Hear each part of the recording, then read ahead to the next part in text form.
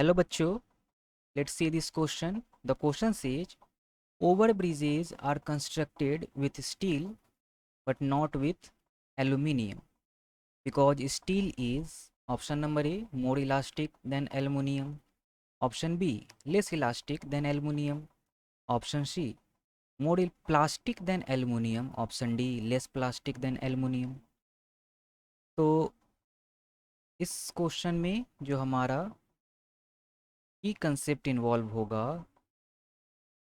वो होगा Young's modulus.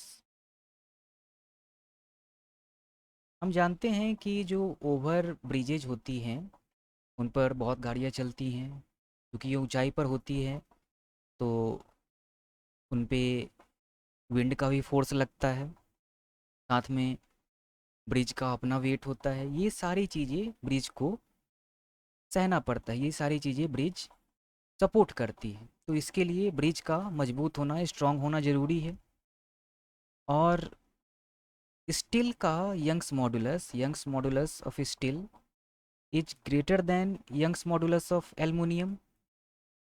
तो इसका मतलब होता है कि स्टील के लेंथ में किसी भी तरह का चेंज लाने के लिए, या तो उसे कंप्रेस करने के लिए या इलोंगेट करने के लिए हमें ज़्यादा फोर्स की ज़रूरत होगी।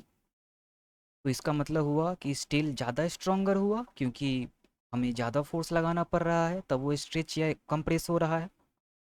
तो यही कारण है कि स्टील ज़्यादा स्ट्रोंगर होता है और इसीलिए हम उसे ओवर ब्रिजेज में यूज करते हैं। और स्टील का यंग्स मॉडुलस ज़्यादा है, इसका मतलब वो मोर इलास्टिक भी है एल्युमिनियम से। यही होता है, जो मोर इलास्टिक मटेरियल्स होते हैं वो स्ट्रोंगर होते हैं। तो ऑप्शन नंबर ए हमारा करेक्ट ऑप्शन होगा, मोर इलास्टिक देन एल्युमिनियम। इसी कारण वो ज़्यादा स्ट्रोंगर है और इसीलिए ओवर ब्रिजेज में यूज होता है। Hope you understood it well. Best of luck.